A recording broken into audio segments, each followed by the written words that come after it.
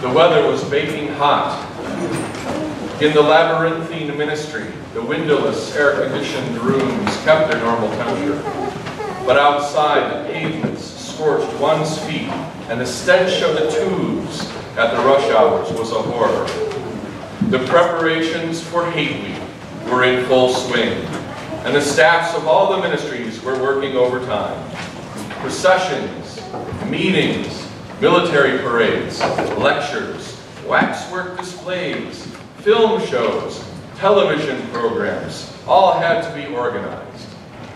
Stands had to be erected, effigies built, slogans coined, songs written, rumors circulated, photographs faked. For some time now, I've had in my mind a running contest as to which of the great 20th century dystopian novels has come more or less true. The first one is George Orwell's 1984, from which I just read. The second is Aldous Huxley's A Brave New World. And on most days, my tally favors Huxley's vision of a decadent and drugged-up dystopia, but some weeks I get the feeling that I'm living in Orwell's 1984 a little more than I would like to admit. Maybe last week was one of those.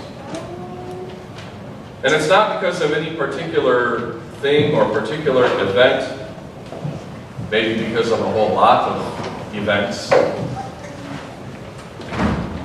But just there seems to me a growing sense of anger, disconnection, and outright hatred that is infecting civilization faster than the Ebola virus could ever dream of. The ugliness of human sin is on display everywhere and all the time, available for a replay ad nauseum, on demand, whether you demanded it or not. There is no shortage of opportunities to consume hate, and thanks to social media, no shortage of opportunities to spread it and spew it further. I see and I confess that I myself have become a regular participant in the festivities of hate, however and whenever it should make itself manifest. And perhaps, if you think about it, you might find yourself doing the same, feeling the same sometimes. It is so easy to let a spirit of hatred well up within us when we look at the horrors of the world. And so in the midst of this darkness and chaos comes this bright and glorious feast of the elevation of the cross of Jesus Christ. Yet sadly, for many people, more people than should be, the image of the cross, when they see it, it riles up within them a passion of resentment, of fear, suspicion, judgment, a response perhaps due to ignorance, but also we must take responsibility ourselves because of the abuses of Christianity by those who have claimed to be his followers. Yet it is nothing less than the cross of Jesus Christ that can guide us out of the cloud of evil that now clings and cloys to us. We must reclaim the cross and lift it up in this generation from the heap of history, and in every generation, again and again. We must remember its meaning and its power. You see, in the world, humanity falls over and over into the pit of hatred and evil. But on the cross, Christ opened for us the bottomless abyss of his love and kindness. In the world, humanity accuses and punishes. But on the cross, Christ fell silent and set the prisoners free.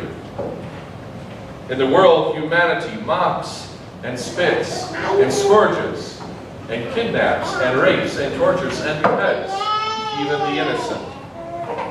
On the cross, Christ forgave those who do so, for they know not what they do.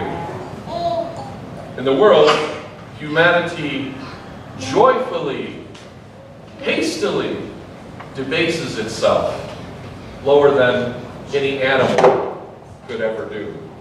Yet on the cross, Christ lifted up our humanity and made us God's children again in the heavens and the heavens of the heavens. As Christ himself said, "In the world you will have tribulation, but be of good cheer. I have overcome the world," and he has overcome it through the cross. So brothers and sisters, if you're wondering, why are we bowing and scraping before this little piece of wood? Why do we bow before the cross of Christ? Well, let us understand what the cross is all about and what has been accomplished through it. Today, let us bow our heads to the Lord and leave, once and for all of our hatred at the foot of the cross. Whatever anger we have, whatever resentment, whatever fear, suspicion, or prejudice, let us leave it behind at the foot of the cross. Let us join it to what God has already nailed to it through the crucifixion of his Son. Let us cleanse our souls and stand up again for the good. And let us call brothers even those who hate us. Yes, there will be time for decisive actions. On this day we also remember that God led Constantine, the Holy Emperor, to victory in battle through the sign of nothing less than the cross.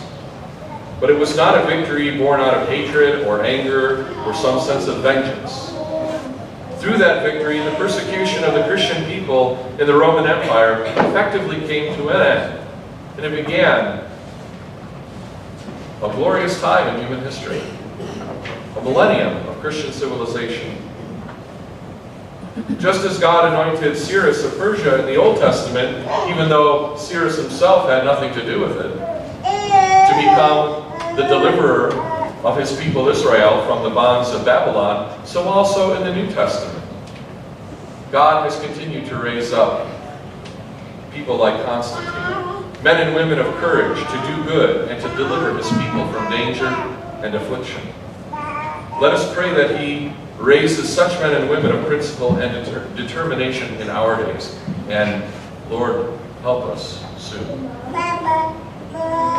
Each of us, brothers and sisters, we may not be the emperor of the Roman Empire and able to command armies, but we can do our part.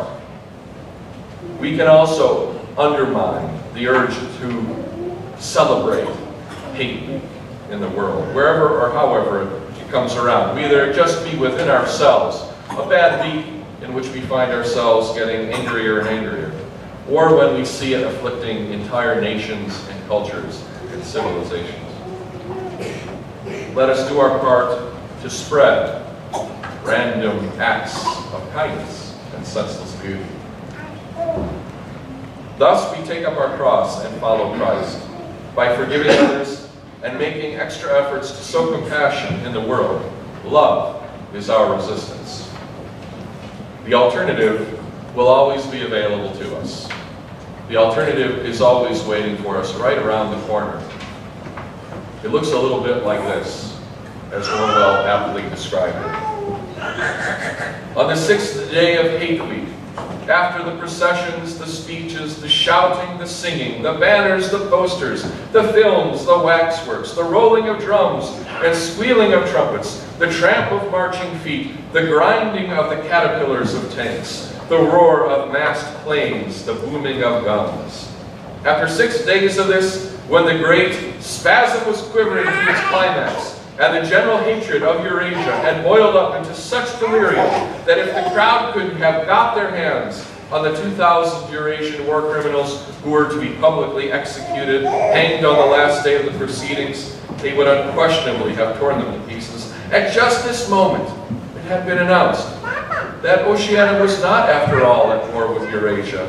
Oceania was at war with East Asia. Eurasia was an ally. The orator, still gripping the neck of the microphone, his shoulders hunched forward, his free hand clawing at the air, had gone straight on with his speech. 1 minute more, and the feral roars of rage were again bursting from the crowd. The hate continued exactly as before, except that the target had been changed. God deliver us from ourselves.